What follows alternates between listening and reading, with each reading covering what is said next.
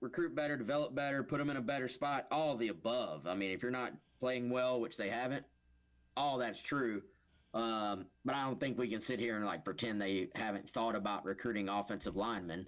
They brought in six, and you can't compare the overall number of defensive players at every position and compare it to the O line number. That's not apples to apples.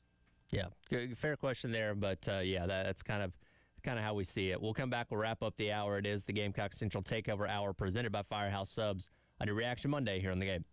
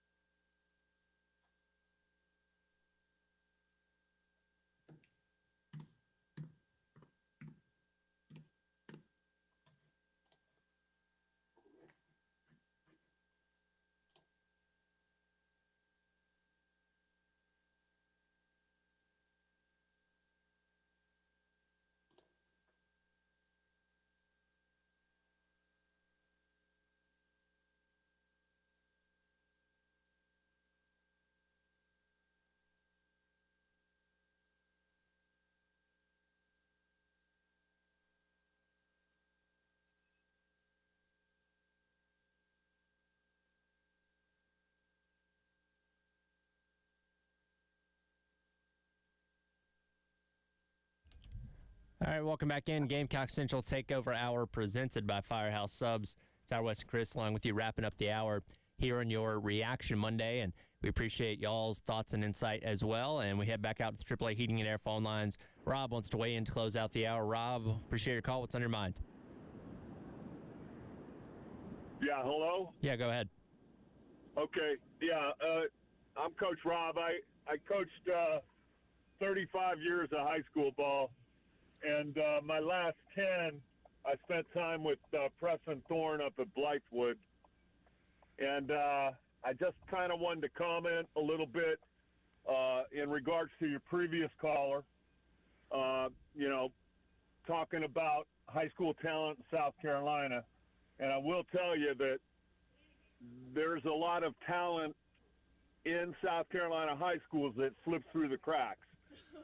They don't become 5 stars or 4 stars, and thus they get passed down to the lower levels. A case in point would be a kid from Brooklyn, Casey, probably about 10, 12 years ago, went up and played at Furman and played there. I can't remember the kid's name, but then went on to play for the Jets. Right. And he didn't go to Carolina, and I was concerned about that. And I can just tell you this: Coach Elliott's an awesome coach. Okay, he's outstanding. But the bottom line is, they've got to stay with him for a few years, and he'll put together a line that's going to be committed in the weight room, not be afraid to get out there and do what it takes Right. to become a good team, good unit. And then, he's also going to recruit, and he's going to bring in the quality that needs to be gotten. The other thing I'll tell you is this. Coach Elliott will never do this, but when he got strapped with the new OC, he got handcuffed. That's what happens. The OC comes in, decides this is our scheme, this is our attack. All of a sudden, there's the line coach, and he's handcuffed by the new scheme that comes in. And I don't know what kind of input he had. It may not have been very much. Right. And that might be part of the reason that Shula's gone too. Okay? Uh-huh. So, a lot of times offensive line coaches, they call them the Mushroom Society for a reason, because they're fed crap and kept in the dark. Okay? So, Yeah. I'm just saying that they stay with this guy, and he'll turn that line around in a couple of years. We got a great quarterback. Yep, I think your phone cut off there, Coach, but we do got to wrap things up here. But some good points there in terms of kind of going back to what we talked about with the last caller there, that, it's not for the lack of bringing in talent, it's not for the lack of bodies in the room. It's just, again, that development process was the reason why Lonnie Teasley's no longer here. And, again, Sean Elliott can only do so much, being thrust into that role midseason with talent that he has and trying to turn those things around. And we've seen plenty of bumps since he took over. And, again, now we'll see what wrinkles change with the new offensive coordinator taking over the play calling, which we'll discuss, more as the week goes along in terms of what they're going to decide to do with that. But again, it all goes back to the issue that we've been talking about the entire year. The offense as a whole has failed to live up to the expectations of where they should be, which is why you moved on from your offensive line coach and now have had to move on from your offensive coordinator. Well, I think you got to keep in mind, too, Sean Elliott just shifted to the O-line coach a few games ago after Lonnie Teasley was dismissed. He was the tight ends coach. Under Mike Shula, and that's what he's been since he came back to South Carolina on Shane Beamer's staff. On one hand, it's not really enough time, which I think the caller was saying there. But I think the other question is, if you're Shane Beamer, you're probably looking at this as having 2 legitimately open positions. Elliott could very well, shift back to tight ends coach for the foreseeable future next season. One thing that's been discussed a lot, Wes, is, hey, when you bring in a new offensive coordinator, a lot of times those guys do like having the option to bring in some guys or a guy. A lot of times that is an offensive line coach because they work kind of in harmony. There are a lot of OCs out there who have kind of their guy, right, or a group of guys that they're very comfortable with that they've worked with in the past on the O-line. So I think that's something to keep in mind in all of this, too, that while the offensive line position is filled for this season right now, I think you're kind of looking at that as an open position along with the offensive coordinator. Yeah, I mean, you have 2 open spots regardless, right?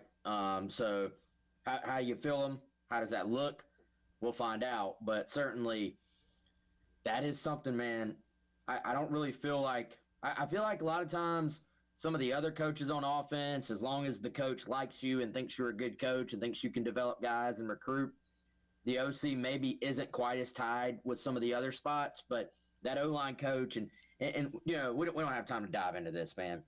Some of the things Louis Riddick was talking about on the broadcast too, just in terms of the whole offense kind of not connecting, right? Like, I think that's where you get back to like a system and a scheme and an identity and kind of having a base of what your offense is. Now, it needs to be flexible and fluid enough that you can mold it to your talent, but I do think there's something to be said for an OC that kind of knows exactly what he wants from the protection, from the run scheme, and everything in between, and has an offensive line coach that, you know, understands all those things and doesn't necessarily have his own way of doing things. Now, of course, if he comes in and says, "Hey, this Sean Elliott is experienced, he's great," that's the guy I want. I think that's a possibility as well. But I do think you would sort of serve yourself pretty well to tell the next OC, you have some power here to fill that other spot however you see fit. A lot more to unpack from this. Appreciate y'all weighing in on the AAA Heating and Air phone lines and Firehouse Subs text line all morning long. Again, this is a conversation to go on for the next couple of days, and looking into the bye week and what can change, and see how you figure hopefully something out in these last 3 games to maybe just try and get yourself to a bowl game, which is obviously not going to be easy. We'll continue the conversation about Mike Shula's firing all day long as we get into the halftime show coming up next with myself and Bill Gunner on your Reaction Monday right here on The Game.